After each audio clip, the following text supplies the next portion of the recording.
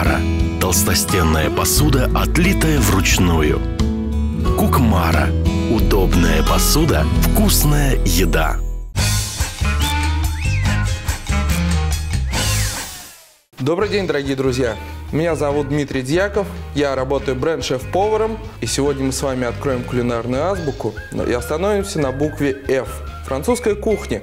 Сегодня мы с вами приготовим классическое французское блюдо – луковый суп на шампанском с сыром грюйер и ароматным луковым багетом.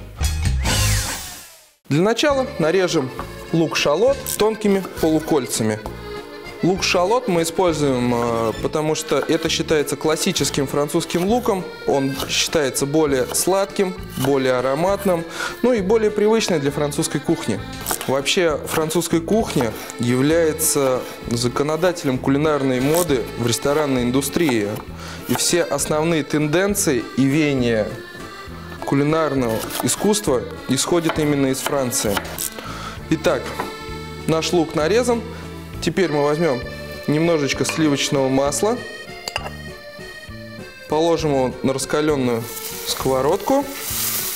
Небольшая хитрость: для того, чтобы сливочное масло не горело, мы добавим немножечко растительного масла. Мы добавляем в него наш нарезанный лук-шалот и начинаем обжаривать на сильном огне до прозрачного состояния. Пока наш лук жарится, мы добавим немножечко соли, ароматного перца. Все это перемешаем и оставим томиться на 5 минут. А тем временем мы с вами спассируем муку для загущения супа.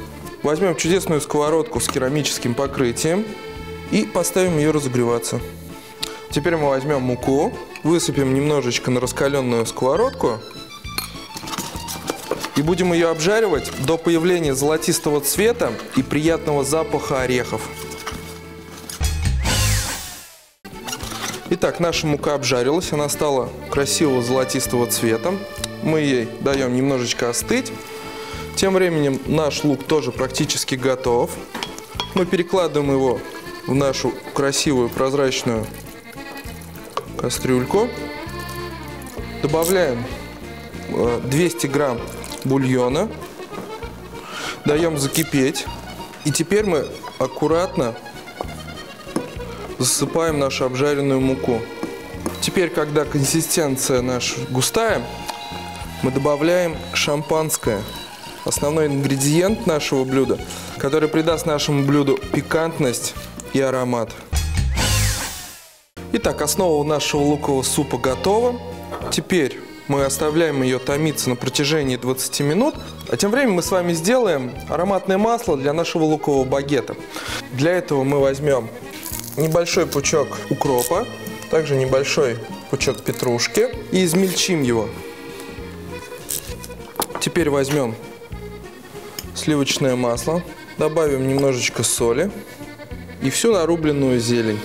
И тщательно перемешиваем до получения однородной массы. А теперь самое главное – это луковый багет французский. Основной критерий для него – это его хруст. Он должен быть как мелодия. Мы делаем неглубокие надрезы, и в эти наши разрезы мы добавляем масло.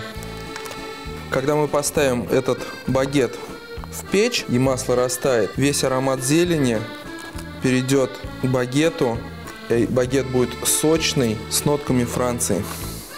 Мы начинили наш багет ароматным маслом, кладем на противень и отправляем в духовку на 3 минуты при температуре 180 градусов.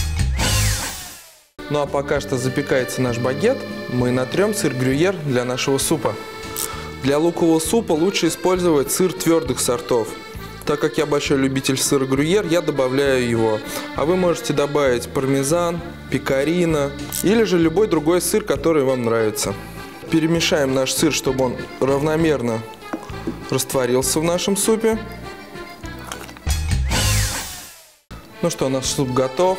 Наши багеты подрумянились и источают изумительный аромат.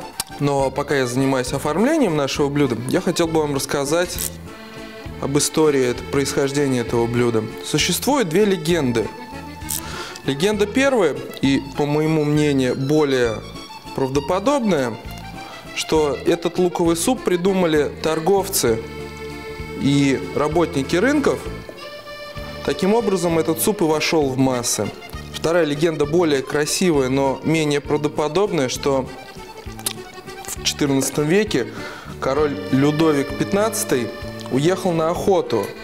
Случилась гроза, ему пришлось остаться ночевать в охотничьем домике. Так как у него с собой был только лук, шампанское и сыр, он решил из этих ингредиентов сделать похлебку, которая ему очень понравилась, и в результате это стало одним из главных блюд его двора. Ну вот и все, наш суп готов. Как сказали бы французы, bon appétit!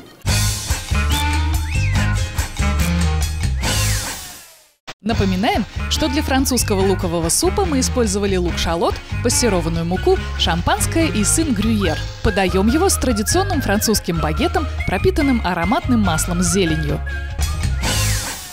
Дорогие друзья, сегодня мы с вами открывали кулинарную азбуку на букву F, французская кухня. Сегодня мы с вами готовили легендарный луковый суп на шампанском с луковым багетом и ароматным маслом. А теперь рецепт этого легендарного блюда известен и вам.